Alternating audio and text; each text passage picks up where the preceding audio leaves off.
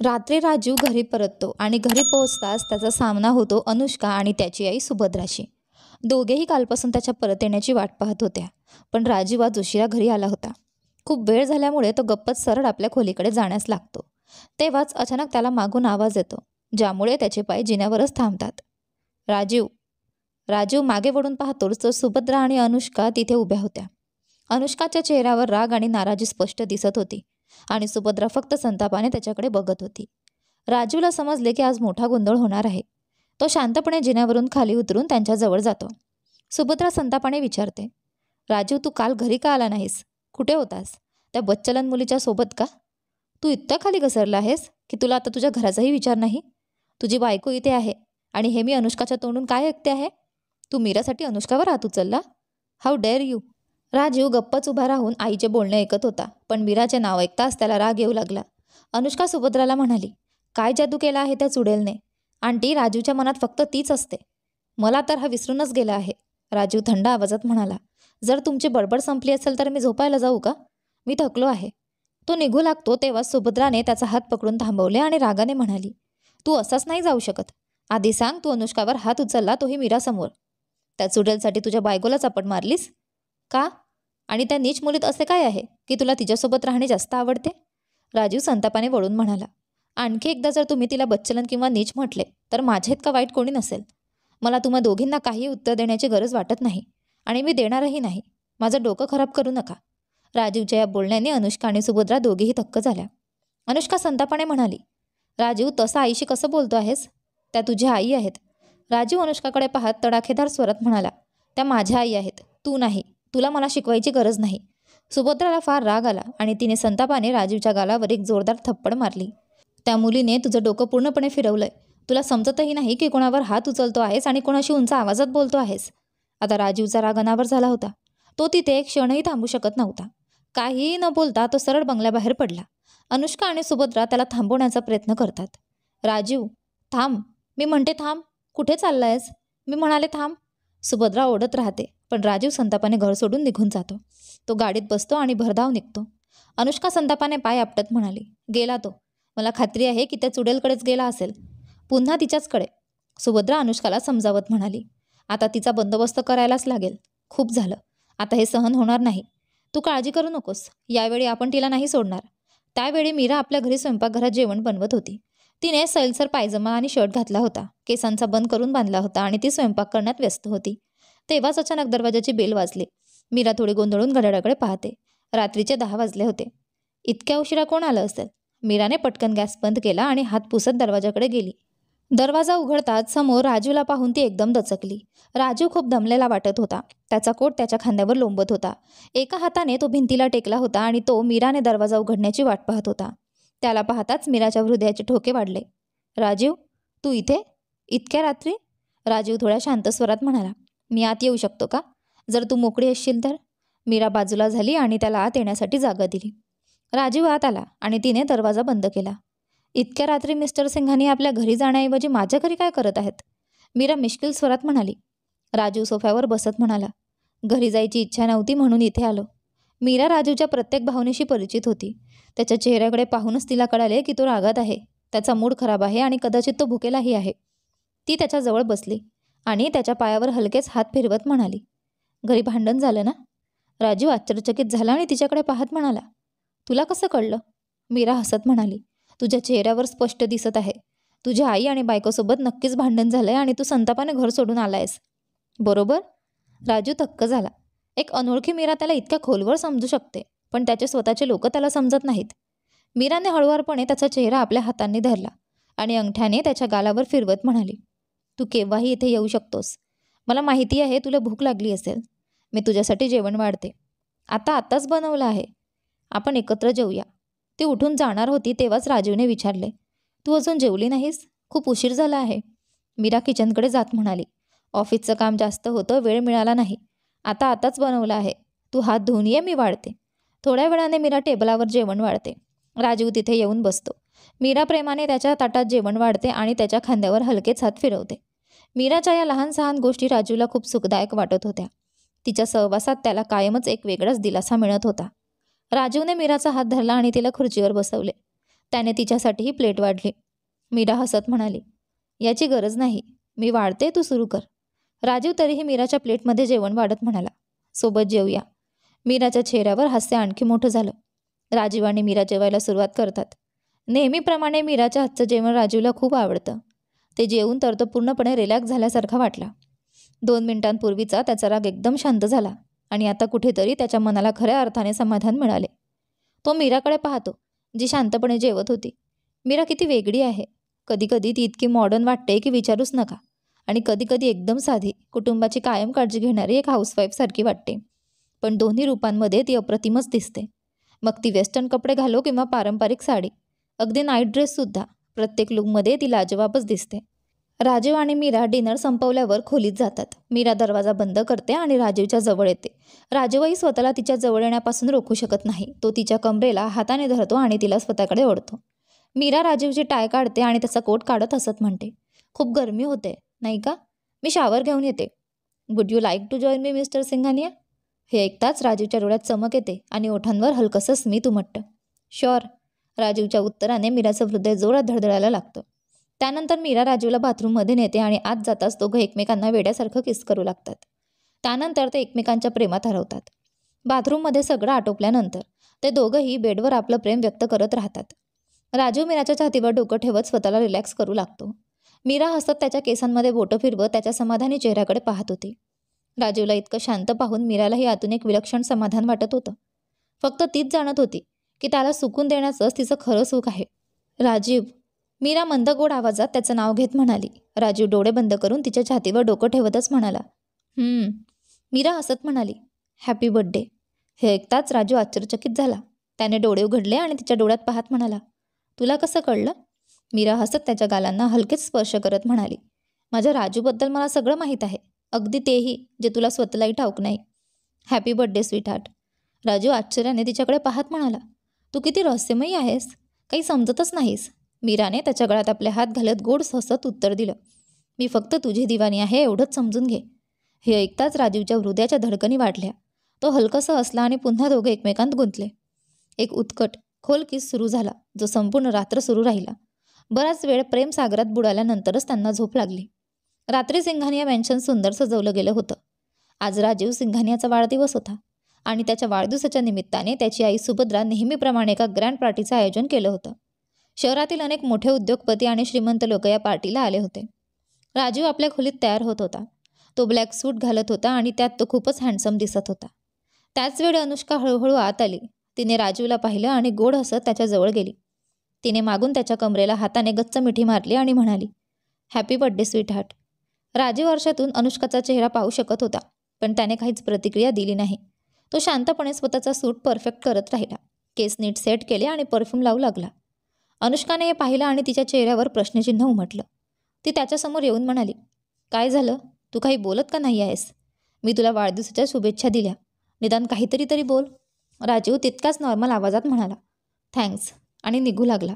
अनुष्काने पटकन त्याचा हात धरला. तिला माहीत होतं की सध्या राजीव तिच्यापासून फार लांब जात आहे आणि त्याचं कारणही तिला चांगलंच ठाऊक होतं.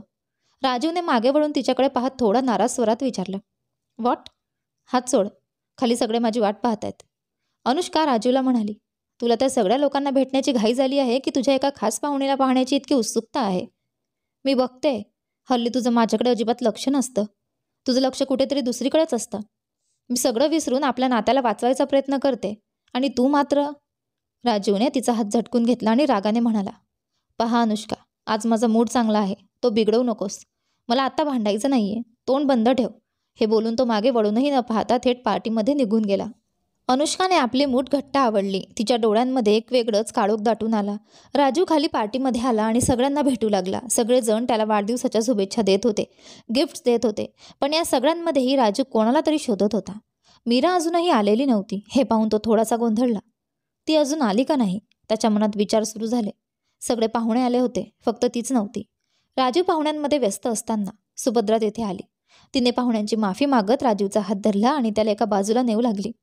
राजू, इकडे ये, मला तुझ्याशी काही महत्त्वाचं बोलायचं आहे बेटा. राजू गोंधळला होता पण काही बोलला नाही. कोपऱ्यात नेताच सुभद्रा त्याला म्हणाली, बघ राजू, आज घरात खूप सारे पाहुणे आले आहेत. मी इच्छिते की त्यांच्यासमोर तू अनुष्काला थोडं महत्त्व देशील.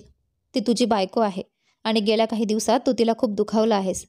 राजीवने आपल्या आईचं बोलणं ऐकून थोड्या अहंकारी स्वरात उत्तर दिलं. Maugham, enough. आता तुम्ही दोघं मला जरा जास्तच इरिटेट करू लागला आहात. मला त्रास देण्याशिवाय तुम्हाला दुसरं काही काम नाही का? तुम्हाला चांगलं माहीत आहे की मला हे सगळं अजिबात आवडत नाही. सुभद्रानेही कडक आवाजात उत्तर दिलं. राजीव, नीट बोल. मी तुझी आई आहे आणि मी जे काही बोलते ते विचारपूर्वकच बोलते. आज पार्टीमध्ये मीडियावाले सुद्धा आहेत. त्यांची नजर तुझ्या प्रत्येक हालचालीवर असेल. त्यामुळे स्वतःवर थोडा कंट्रोल ठेव. बाकी तू स्वतः समजूतदार आहेस. हे बोलून सुभद्रा तिथून निघून गेली. तेव्हाच दरवाजातून एक अतिशय सुंदर मुलगी आत येते आणि तिच्या येण्याने नकळत सगळ्यांचे लक्ष तिच्याकडे वेधले जाते. मीरा एका अप्रतिम डिझायनर साडीत पार्टीमध्ये प्रवेश करते. ती इतकी मोहक आणि अद्वितीय दिसत होती की संपूर्ण हॉलमधील नजरा काही क्षणांसाठी फक्त तिच्यावरच स्थिरावल्या होत्या. मीरा साडीत इतकी अप्रतिम दिसत होती की लोक तिच्याकडे पाहतच राहिले आणि प्रयत्न करूनही नजर हटवू शकले नाहीत. पार्टीमध्ये शिरताच राजीवची नजर तिच्यावर पडते. मीराला पाहताच त्याला काहीतरी वेगळंच जाणवतं. मीरा निसंशयपणे अप्रतिम दिसत होती, पण तिच्या या अवताराने राजीवच्या मनात जुन्या आठवणी जाग्या होऊ लागतात. मी आधीही तिला असं पाहिलं आहे. त्याने तिला अशाच प्रकारे पूर्वीही आणलं आहे असं त्याला वाटू लागतं. विचार करताना त्याच्या डोक्यात हलकासा त्रास होतो, पण तो स्वतःला सावरतो. मीरा हलकीशी स्मित हास्य करत राजीवकडे येते आणि हात पुढे करून म्हणते, happy birthday mister Singhania. Rajiv थोडा भानावर येतो आणि तिच्या हातात हात देत उत्तर देतो, थँक्यू. Thanks for coming. दूर उभी असलेली सुभद्रा आणि अनुष्का हे सगळं पाहत होत्या. अनुष्काने सुभद्राकडे पाहून आवाज खाली ठेवत विचारलं, आंटी, आज तिचा खेळ संपायला हवा. सुभद्राने अनुष्काला खात्री देत उत्तर दिलं, तू काळजी करू नकोस. मी सगळी तयारी करून ठेवली आहे. आजही वाचवू शकणार नाही. तू फक्त राजीवच्या आसपास राहा, म्हणजे ही जादूगार त्याच्यावर मोहिनी घालू शकणार नाही. अनुष्का आत्मविश्वासाने म्हणाली, डोंट वरी, मी त्याचा पूर्ण ताबा घेईन.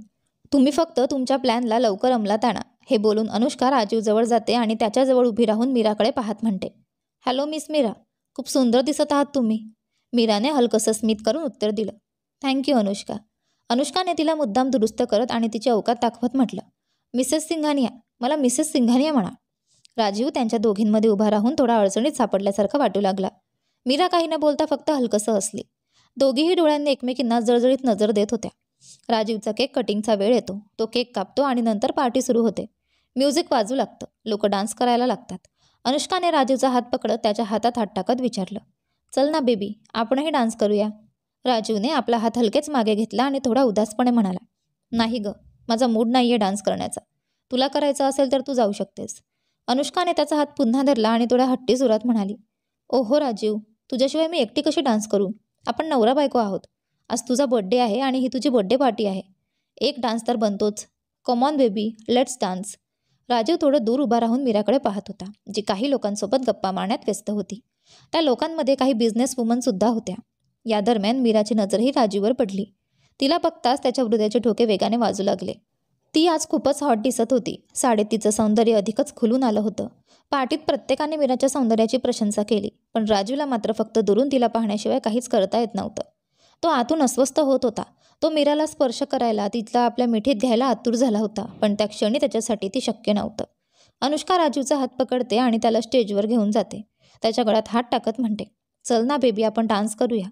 राजूला मनातून डान्स करण्याची अजिबात इच्छा नव्हती, पण तो नाईलाजाने स्टेजवर तिला साथ देतो. संपूर्ण पार्टीत लोक मजा करत होते. काही कपल स्टेजवर डान्स करत होते, काही हातात ड्रिंक घेत एन्जॉय करत होते, काही बिझनेस गप्पांमध्ये तर काही जेवणावर लक्ष केंद्रित करत होते. तेव्हाच एक माणूस मीराकडे येतो.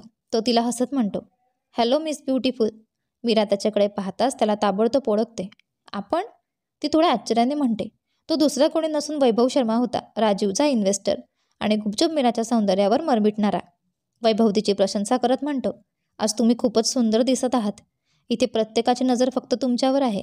मीरा हसून उत्तर देते, म्हणजे बाकीच्या वेळी मी सुंदर दिसत नाही का? वैभव हसूनच उत्तर देतो, असं काही नाही. तुम्ही प्रत्येक दिवशी सुंदर दिसता. प्रत्येक प्रकारच्या कपड्यांमध्ये अप्रतिम दिसता. मीरा त्यांचं बोलणं ऐकून हलकंसं असते. वैभव पुढे म्हणतो, जर तुम्ही फ्री असाल तर माझ्यासोबत एक डान्स कराल? त्याने तिच्यासमोर आपला हात पुढे केला. मीरा काही क्षण विचार करते आणि नजरेने स्टेजकडे पाहते. तिथे राजीव अनुष्कासोबत डान्स करत असतो, पण त्याची नजर सतत तिच्यावरच असते. राजीवचा चेहरा पाहून मीराला आतून खूप हसू येत होतं. जळत असलेला राजीव तिला खूपच क्यूट वाटत होता. ती वैभवचा हात हळूच धरते आणि हसून म्हणते, शुअर, वाय नॉट. वैभव खूप खुश होतो. तो तिला स्टेजवर घेऊन जातो आणि तिच्या कमरेला हात ठेवतो. दुसऱ्या हातात तिचा हात घेतो आणि दोघंही संथ म्युझिकवर हलकंसं डान्स करू लागतात. वैभव मीराकडे एकटक पाहत राहतो. ती हसत असताना तिच्या चेहऱ्यावर एक वेगळीच चमक होती जी त्याला वेड लावत होती. दुसऱ्या बाजूला मीराला दुसऱ्याच्या मिठीत पाहून राजीवचा तिळपापड झाला होता. त्याने आपल्या हातांची पकड अनुष्कावर घट्ट केली ज्यामुळे तिला वेदना जाणवू लागल्या. अनुष्का त्याच्याकडे बघत म्हणाली, बेबी काय करतोयस? जरा अलगद धर, मला त्रास होतोय. तिचं बोलणं ऐकून राजू भानावर आला आणि आपल्या हाताचा जोर थोडा कमी केला. पार्टीमध्ये सगळे डान्समध्ये मग्न होते पण राजूचा पूर्ण फोकस मीरावरच होता. मीरा मात्र त्याच्याकडे पूर्ण दुर्लक्ष करत होती. ती वैभवसोबत हसत गप्पा मारत डान्समध्ये रमलेली होती.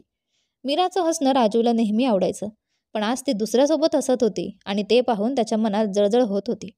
राजीव थोडा दूर उभा राहून मीराकडे पाहत होता. डान्स कपल स्विच होतो आणि मीरा अचानक राजीवच्या बाहुपाशात येते. राजीव तिला घट्ट पकडतो. अनुष्का हे पाहून चिडते पण काही करू शकत नाही. मीरा आणि राजीव एकमेकांच्या बाहुपाशात हरवून जातात. राजीव हलक्या पण जळफाटलेल्या आवाजात विचारतो, खूप हसून हसून गप्पा चालू होत्या. काय एवढं बोलत होतात तुम्ही दोघं? मीरा पुह्या उंचावत म्हणते. वैभवबद्दल बोलताय? राजीव वैतागून नजर फिरवतो. त्याचा चेहरा पाहून मीराच्या चेहऱ्यावर एक गोड स्मित उमटते. So jealous mister Singhania? Rajeev तिच्याकडे डोळे बारीक करून पाहत म्हणतो. जेलस माय फूट? मीराच्या चेहऱ्यावर अधिक गोड हसू उमटते, कारण ती जाणून होती राजूला खूप जळफडाट होत आहे पण बिचारा काही करू शकत नव्हता. अनुष्काने चिडून मीराच्या साडीवर वाईन ओतली आणि नंतर बाथरूममध्ये तिच्यावर हल्ला घडवण्याचा कट रचला होता. पार्टी संपल्यावर राजू मीराला शोधत असतो, पण ती कुठेच दिसत नाही. अखेर जेव्हा त्याला वाटू लागते की ती निघून गेली असेल तेव्हा अचानक कोणीतरी त्याच्या खांद्यावर हात ठेवतो. तो वळून पाहतो, समोर हसरी मीरा उभी असते. मला शोधत होतास? तिला पाहून राजूला हायसं वाटतं. कुठे गेली होतीस? मी इतका वेळ तुला शोधत होतो.